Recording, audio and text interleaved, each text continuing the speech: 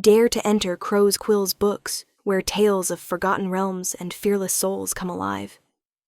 Today's Journey, Perigord, chapters 16 to 18 by Mark Lindsay. Will you uncover the truth hidden in the shadows?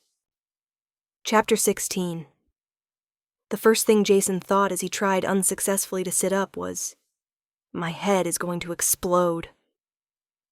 He closed his eyes and settled back. He felt a hand on his chest. "Sweetheart, don't try to move. The doctor said you should rest," Helen said quietly. Jason opened his eyes and tried to focus. After several further attempts, he could see his mother sitting next to him as he lay in bed. Only this wasn't his bed or his room. The pale green walls and white bedsheets could only belong in a hospital. "What happened?" Jason croaked. Helen's face was pale and her eyes red. "There was an intruder," she said, "and you must have stumbled across him," Helen continued, her voice cracking with emotion. It all started coming back to Jason. The midnight snack, the intruders, the pain, his mum. Jason sat up, wincing at the pain in his head. "Are you all right?" Jason asked his mum. She smiled and nodded. "I'm fine," Helen replied, as a nurse walked in. You're awake," the nurse commented, making her way to Jason's side. "My name is April. I just need to conduct a couple of quick checks," she said with a smile. "Do whatever you need to," Helen said quickly. April pulled a small penlight from her pocket. "Look straight ahead, please," she instructed, then took turns shining it into each eye, checking his pupil response. "Fantastic," April commented. She attached the sphygmomanometer to Jason's arm, checking his blood pressure. "How are you feeling?" April asked. "Apart from a splitting headache, good," Jason replied.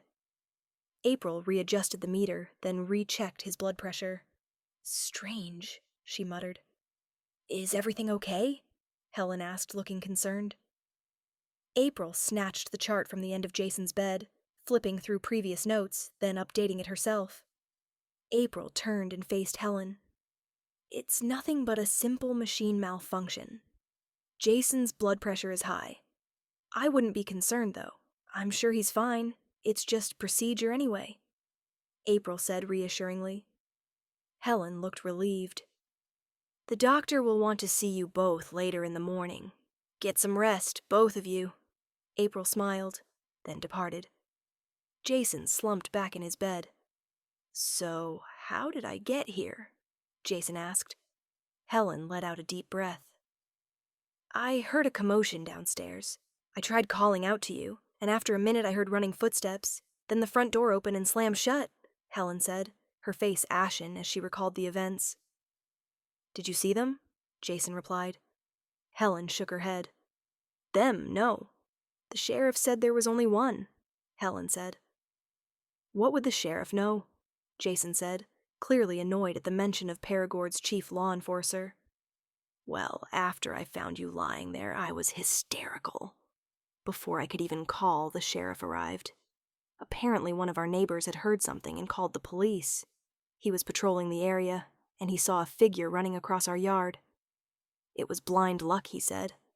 On investigation, he found us and called for an ambulance. I don't know what I would have done," Helen replied, clearly shaken. Jason attempted to sit up, his cheeks flushed red. "He's wrong. There were at least 3 of them, 2 in the study and the one knocked me out," Jason replied. "Honey, I don't doubt what you think you saw, but it was dark and you were under stress, not to mention the blow to your head. Any of these things could cloud your judgment," Helen said. "No," Jason barked. "Some things are still pretty clear. For example, I could hear them talking," he said heatedly. "What did they say?" Helen asked. "They were looking for something," Jason said, his brow furrowed. "What do you think they were looking for, sweetheart?" "I don't know, Mum," Jason said, frustration in his voice. Helen rubbed his arm reassuringly. "Try and get some rest like the nurse suggested," Helen said quietly. Jason sighed and slumped back into his bed. Back at their house, Helen walked into Jason's room carrying a tray of food. "Give the books a rest for a while," Helen said. Jason glanced up from the top of his book upon seeing her enter the room. "Mom, I'm feeling fine, really," Jason said, slightly embarrassed by the fuss. Helen neatly placed the tray on his lap. "The doctor said you should take it easy," she replied, planting a kiss on the top of his head. "Mum, you shouldn't have," Jason drawled as he looked at the feast his mother had laid out before him. "It's the least I can do for my little hero," Helen said proudly. "Ah, Mum," Jason replied, blushing. Just then the front doorbell sounded. "Eat up, and I'll go see who it is," Helen said as she walked from the room. Tucking into his lunch, he couldn't believe how hungry he felt. Halfway through, his mother reappeared, a huge smile plastered across her face. "You have a visitor," Helen said. Before he could respond, Selene edged into the room. She stood a little awkwardly at the end of Jason's bed, a coy smile on her face. "I have to head downstairs. I'll leave you two alone," Helen announced, then departed without another word. "Hey," Jason said. "Hey," Selene replied as she tucked a lock of her hair behind her ear and took a seat on Jason's bed. Jason moved his food tray to the side and looked long and hard at Selene. "I'm really sorry for what I said the other day. I had no right to butt in." He was halfway through his apology when Selene started to giggle. He looked confused by her response. "Did I just say something funny?" he said, a little indignant. Selene smiled. "No, you just have a milk mustache is all." Jason blushed and wiped his lip with the back of his hand. So much for trying to be all cool and heartfelt. "You didn't do anything wrong, Jason. You touched a nerve and I overreacted. I felt terrible last night, and worse this morning when I heard what had happened," Selene said, exhaling loudly. There was a tangible silence in the room for a few seconds. Then Jason cleared his throat. "So, we're good now, right?" he asked. Selene laughed and threw her arms around his neck. "Yes, of course, you loon," she said. Jason was a little surprised for a moment. Then he returned her hug, a huge smile plastered on his face. Jason and Selene sat at the end of Uncle Plato's huge timber table. A large sprawl of books lay before them. "So, you have no idea what they were looking for?" Selene asked. "No, but whatever it was, they seemed adamant that it was in the study," Jason replied. "Didn't you have a good look in there when you were unpacking?" "I had a bit of a look, yes. A good look would have taken a month. It's quite big and packed with books," Jason said. Selene pointed to the cross around Jason's neck. "From what you've already told me, finding that cross was a bit of a fluke, but maybe there's other treasures hidden away in there too," Selene stated. Jason leaned across the table and started to flick through the books, eventually finding the one he sought, holding it up for Selene to see. "Lock and Key, an encyclopedia, you've lost me," Selene said, puzzled. Jason placed the book down. "Ms. Jax dropped this in with the books we got out yesterday. She knew when she saw my cross," Jason said. Selene's eyes went wide in understanding. "You think the cross is a key?" Jason touched the tip of his nose. "Bingo." Jason and Selene quickly made their way to the study. "Where do we begin?" Selene asked. "I have no idea," Jason replied, looking around the room. "Where did you find the cross?" Selene asked. Jason thought for a second, then pointed to a section of books on a shelf. "There. I suppose we have to start somewhere," he replied. Piles of literature lay upon the ground as Selene and Jason worked tirelessly, removing more books and inspecting the shelves behind.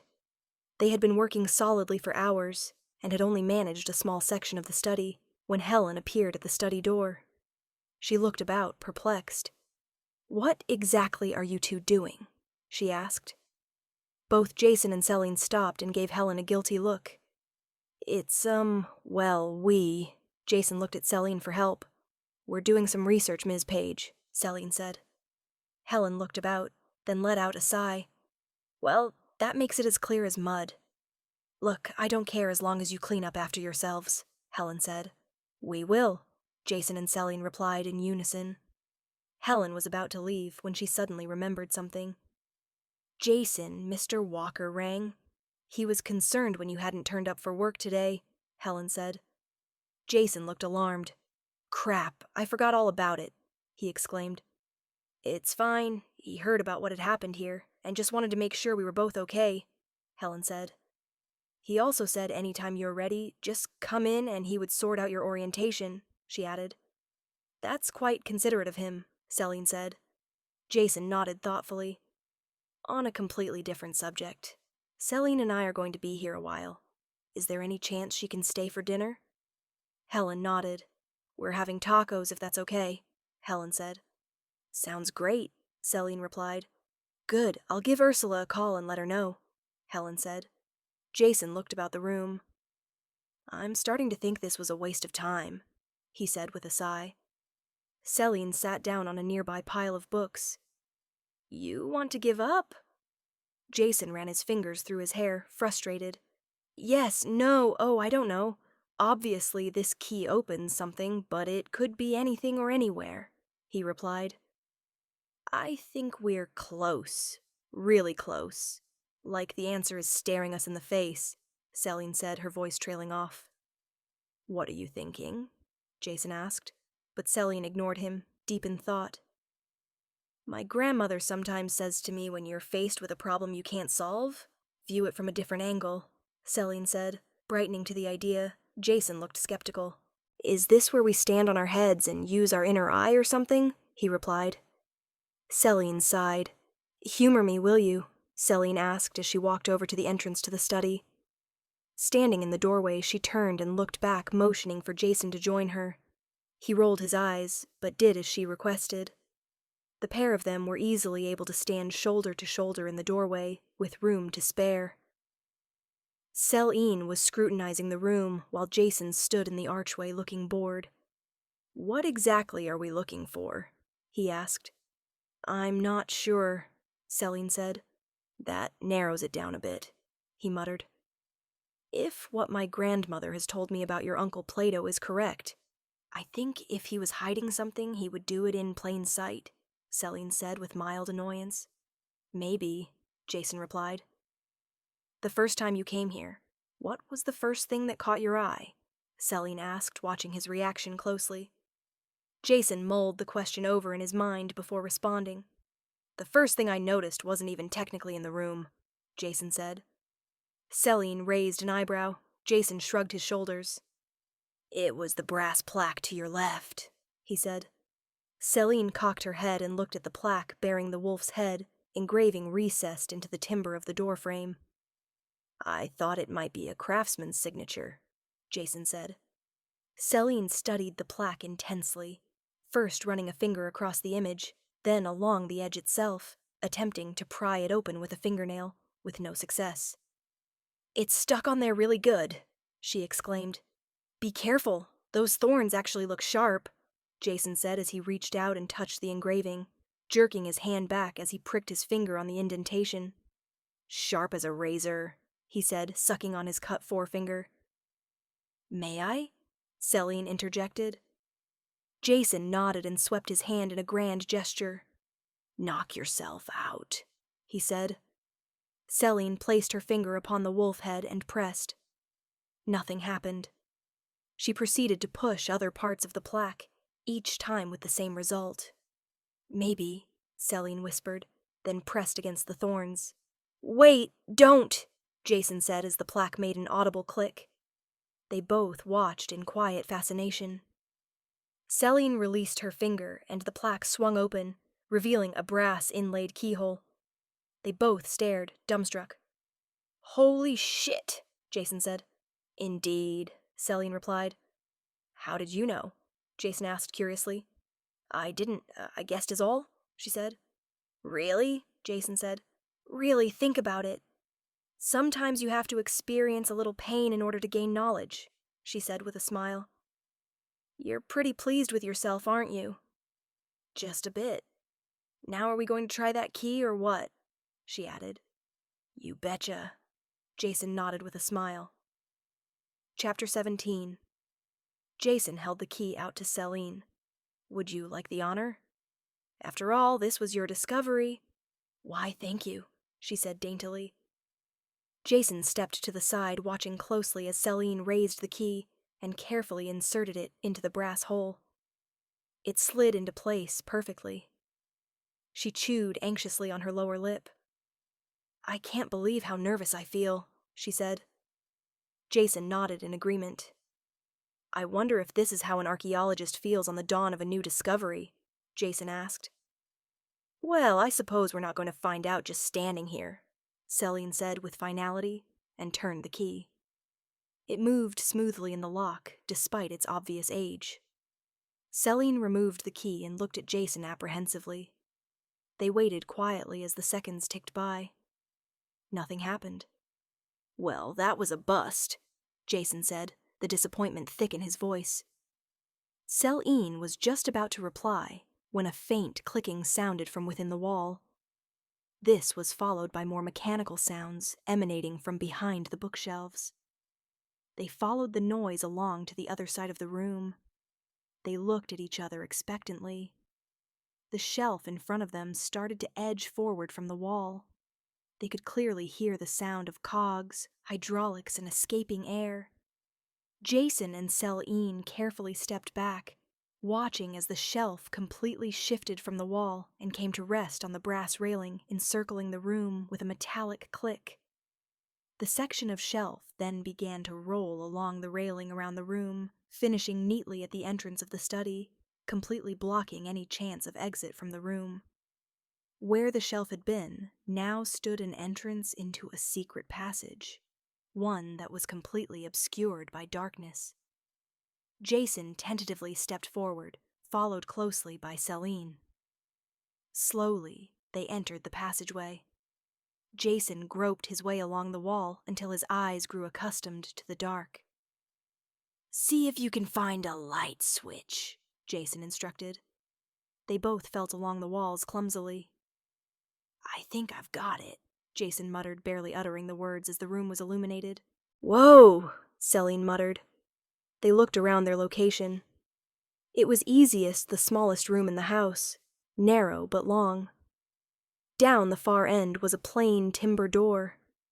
The room was sparsely decorated with only a table and a pair of chairs inside, Spartan in their presentation.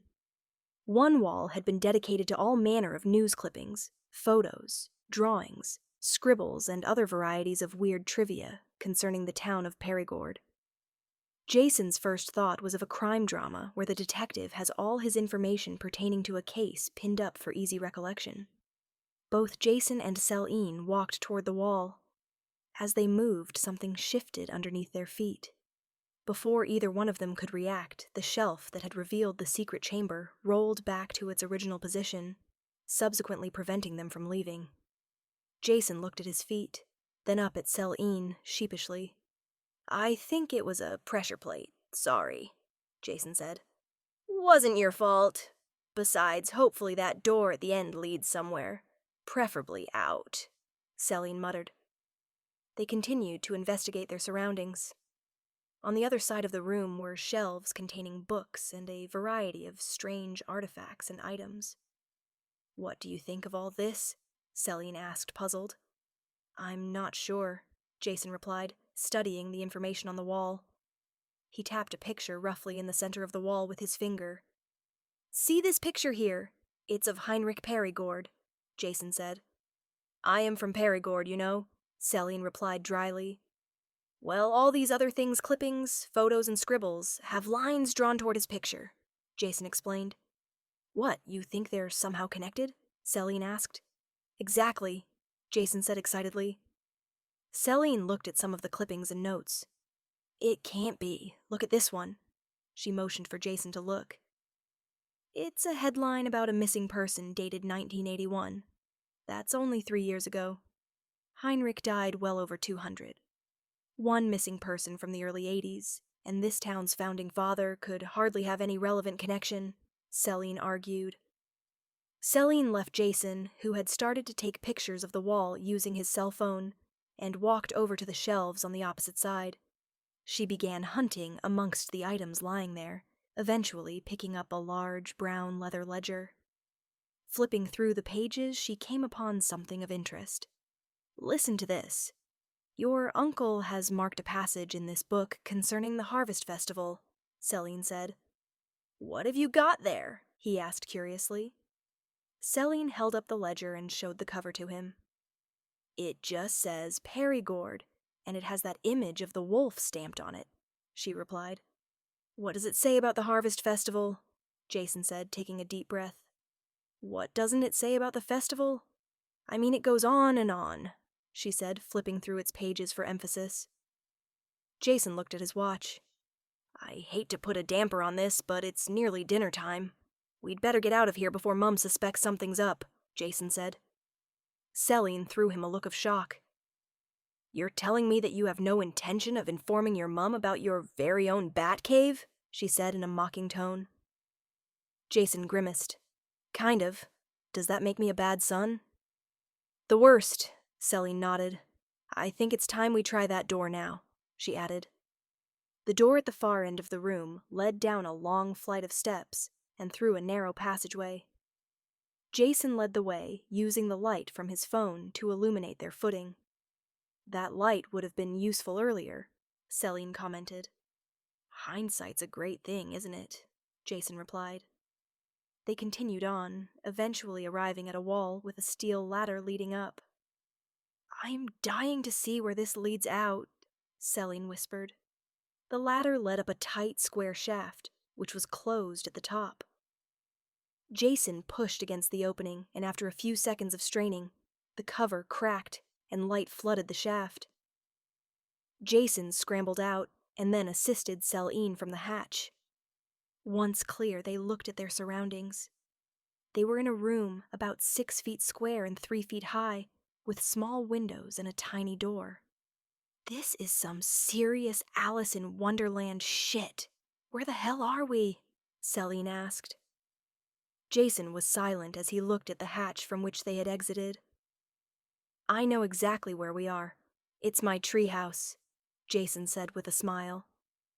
Selene watched Jason climb carefully down from the outside of the treehouse. Your house rocks, she stated. I've lived in worse, that's for sure, Jason joked as they both dusted themselves off and made their way up towards the house. What are you planning on telling your mom? Selene inquired. Nothing yet, until we can piece together exactly what my uncle was up to, he replied. Helen was in the process of serving dinner when Jason and Selene walked in, the kitchen heavy with the scent of Mexican cuisine. I'm famished, Selene whispered to Jason. Helen looked up as they entered. Good timing. I was just about to call you both for dinner, she remarked, as they all sat down to eat. So, what exactly have you two been doing all this time? Helen asked. Jason looked quickly at Selene and then his mum. Not much. Selene and I have been sorting through Uncle Plato's books, that's all, Jason stated, a little too hastily. Chapter 18. Selene and Jason lay on his bed, discussing what they had seen in Plato's hidden chamber. The detailed notes, pictures on the walls concerning cosmic radiation, lunar calendars, chemical analysis, mineral compositions, and finally, continued existence of Heinrich Perigord. I can't believe how complex and in-depth your uncle's research was, Selene said in amazement. I can't believe my uncle still believed Perigord was alive, Jason replied. All this complex information, what was he hoping to accomplish? Selene asked, shaking her head. I don't know, but maybe the answers lay in that journal, Jason added. By the way, how is your grandmother going with the translation of the other book? He asked. It's funny you should bring it up. I asked her about it this morning, hoping I could bring it over with me, Selene said. But she was still working on it. She said that not all of the passages were in German. Some were in other dialects as well, she relayed. Well, I'm in no rush, Jason replied. Ahem. Both Jason and Selene looked up to find Helen standing in the doorway. Jason, I think it's time you took Selene home. It's getting late, she stated. Good idea. We can finish this at school tomorrow, Selene said. They walked along the path up toward her house.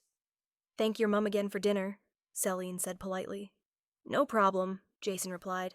I'm going to the library after school. Do you want to come with me? Selene gave him a 1,000-watt smile. You betcha, she replied.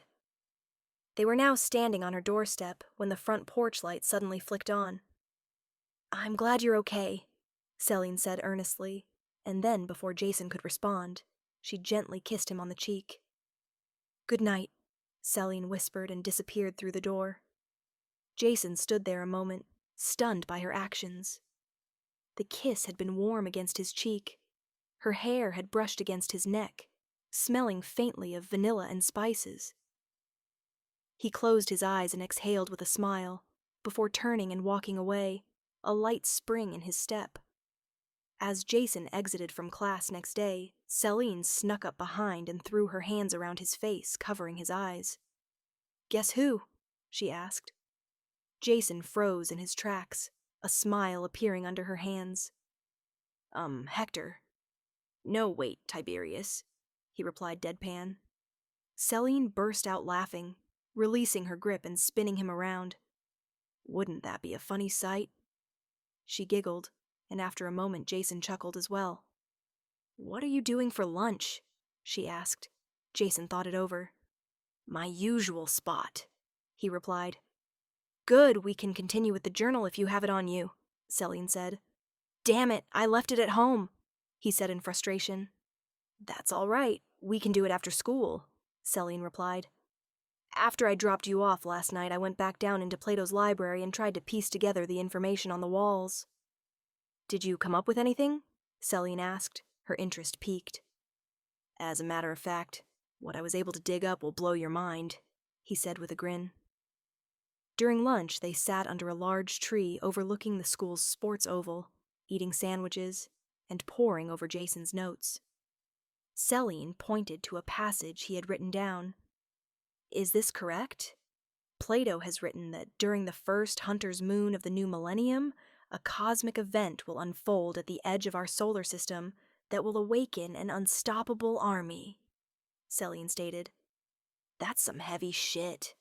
How does he propose it would happen? Selene queried.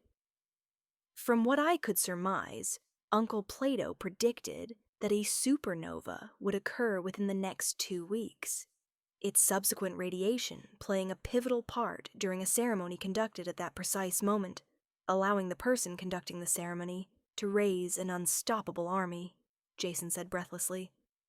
Oh, is that all? Selene quipped. My big query is how he would know that it would happen during the festival, Jason said. Well, this is probably news to you, but here in Perigord, everyone knows that the Harvest Festival is held every 13 years during the Hunter's Moon, Selene replied matter-of-factly. And what makes this moon so special? Jason asked. Well, it's when the sun, moon, and earth are all aligned, causing a lunar eclipse, Selene said. And the moon turns red. How does that work? Jason asked.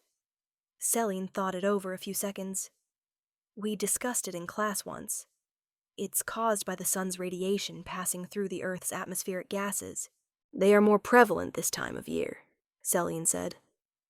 And this only occurs every 13 years, right? Jason asked.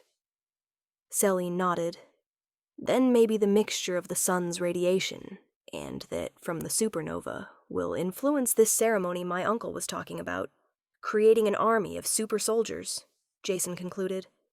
Do you think we could find out any more info on this ceremony or the supernova? Selene shrugged. I don't know, but we are in a school, Selene noted. And without further explanation, Selene grabbed Jason and dragged him off.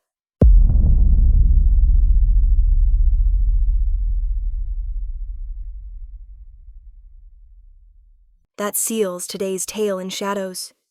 We hope Perigord has drawn you deeper into its enigma. Return soon to Crow's Quill's books, where the next chapter awaits, whispering secrets yet untold.